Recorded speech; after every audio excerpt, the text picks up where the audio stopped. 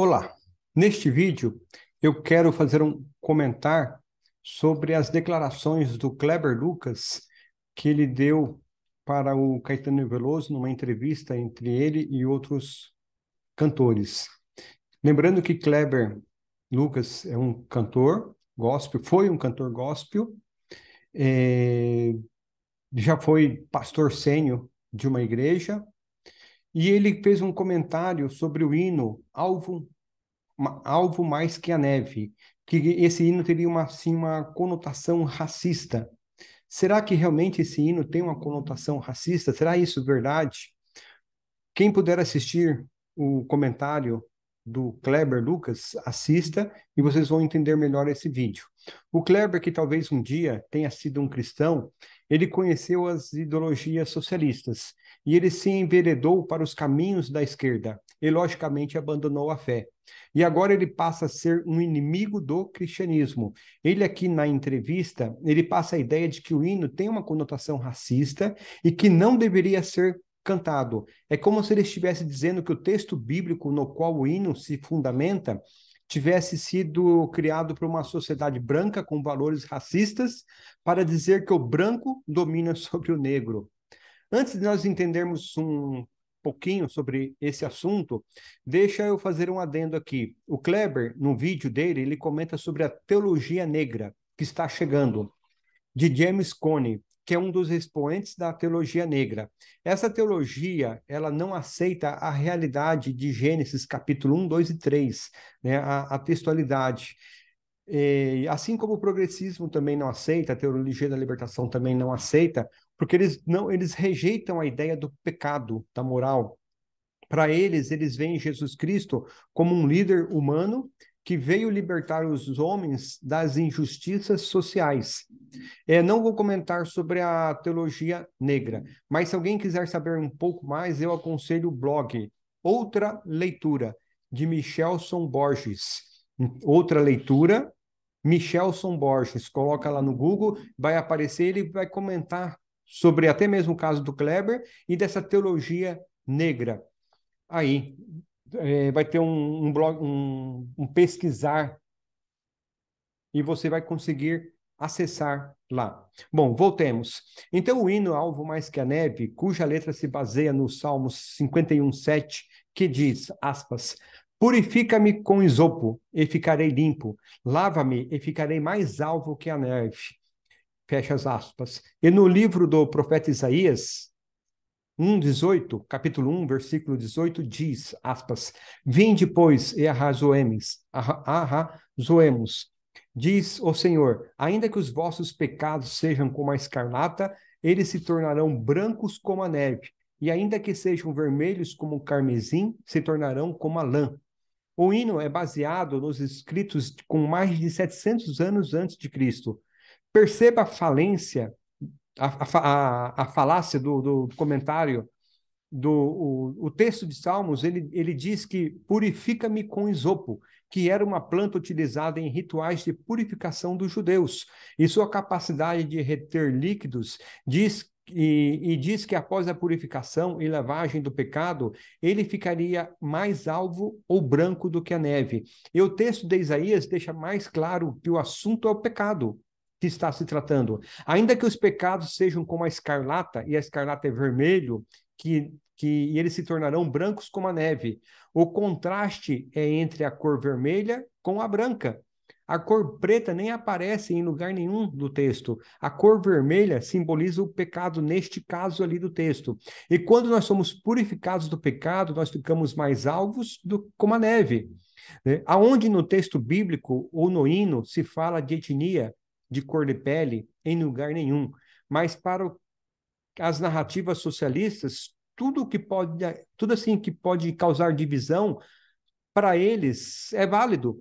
Quando uma pessoa entende o que é pecado e as consequências do pecado, ele se vê obrigado a abandonar o pecado pelo poder do Espírito Santo atuando na vida dele. Só que no caso, quando uma pessoa ama o pecado e não busca o arrependimento, ele precisa esquecer das consequências do pecado. E o que a pessoa faz? Ela aceita o socialismo, que passa a ideia de que pecado não existe. Estão entendendo? O pecado incomoda. Então eu digo que ele não existe.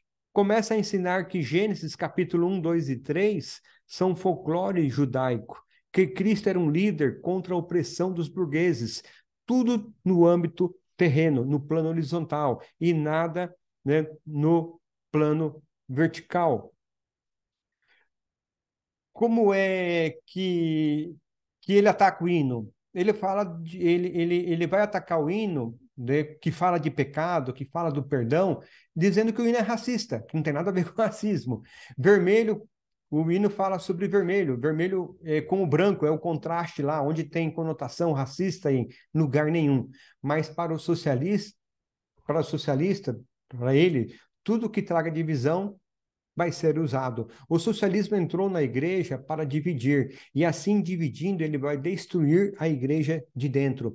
O que é comum na sociedade, né? O que a esquerda faz de muito bem, né? Eles dividem a sociedade, jogam o branco contra o negro, o homem branco é o opressor, a esposa contra o marido, como se o homem fosse o opressor, pais contra filhos, brancos contra índios, héteros contra homossexuais, e assim por diante. Isso está baseado na luta de classe proposto por Karl Marx, né? Proletariado contra os burgueses. Querem dividir, criar uma guerra cultural. E destruindo a sociedade, eles entram com a solução para uma sociedade esfacelada. E a solução são eles. Os intelectuais controlam tudo e a todos, como ocorre na China, na Coreia do Norte, em Cuba, na Venezuela, na Nicarágua.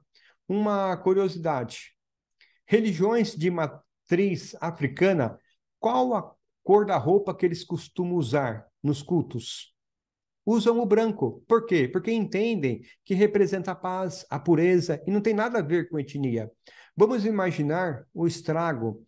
Quantas pessoas agora, ao cantarem este hino que fala sobre perdão, não vão se lembrar do comentário satânico do Kleber. É como se ele estivesse implantando um vírus. E agora, em vez das pessoas pensarem na beleza do hino, no maravilhoso perdão de Deus, no poder transformador, em tirar o nosso pecado, nos salvar, as pessoas vão se lembrar do seu comentário.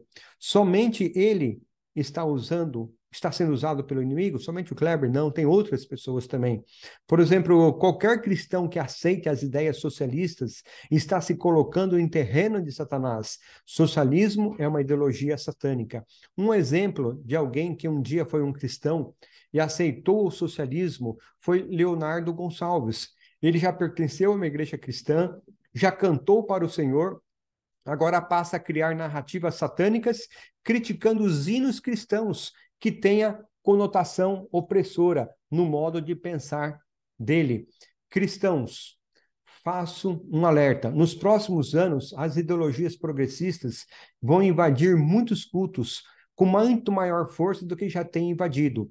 Se nós soubermos só um pouquinho do que é comunismo, socialismo, teologia da libertação, progressivismo, relativismo, se nós não conhecermos quem foi Antônio Gramsci, o que as propostas da escola de Frankfurt sobre nova ordem mundial, nós poderemos ser facilmente enganados por essas pessoas.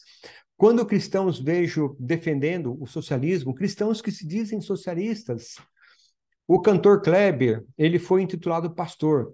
E na igreja que ele frequentava, depois com a sua esposa, ele fundou uma igreja, e onde ele se considerava o pastor. Então, uma igreja lotada de membros, uma igreja grande, liderada por um falso pastor. Quantos cristãos sendo desviados da verdade e sendo levados para a perdição? Sinceridade não salva ninguém. Ir à igreja movida pela emoção, nós seremos presas fáceis do inimigo. Essas pessoas que abandonaram a fé por causa de alguma mágoa, porque amaram mais o pecado, ou por outro motivo, seja lá qual for, nós temos que orar por essas pessoas, para que elas possam perceber que o perdão de Deus ainda está disponível. E que testemunho lindo seria se, por exemplo, Leonardo Gonçalves, quando ele se arrepender e voltar para os braços do Senhor e abandonar essas ideologias esquerdistas, né? Que testemunho bonito vai ser o dia que isso acontecer. Oremos para que isso aconteça. Mas eu finalizo, antes de finalizar, eu peço que você deixe o seu like aí Dê um cliquezinho nesse joinha que aparece, dessa maneira você me ajuda bastante. Para cada líder verdadeiro, existe dezenas de falsos, mas a culpa pelo cristão ser enganado não é a grande quantidade de falsos profetas, falsos pastores, mas sim pela falta do estudo da palavra de Deus, que possamos estudar mais, conhecer mais e depender menos dessas pessoas para não sermos enganados. É a nossa salvação que possamos estar colocando em risco. Obrigado e um abraço a todos.